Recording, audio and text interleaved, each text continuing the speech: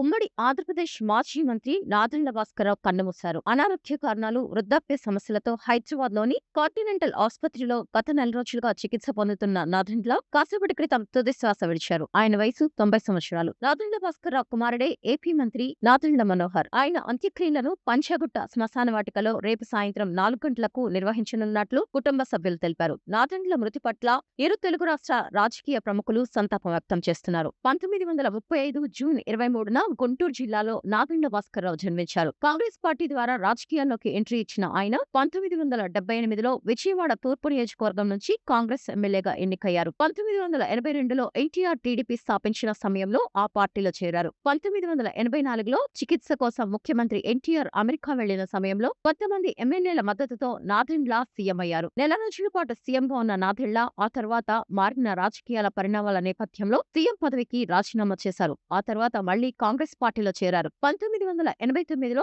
తెనాలి నుంచి కాంగ్రెస్ పార్టీ తరపున పోటీ చేసి ఎమ్మెల్యేగా గెలిచారు. 1994 ఎన్నికల్లో ఓటమి పాలయ్యారు. 1998లో ఖమ్మం నుంచి ఎంపీగా పోటీ చేసి గెలుపొందారు. ఆ తర్వాత నుంచి రాజకీయాలకు దూరంగా ఉన్నారు. మరి చెన్నారెడ్డి, అంజయ్య, ఎన్టీఆర్ హయాంలో నాదెండ్ల మంత్రిగా బాధ్యతలను నిర్వర్తించారు.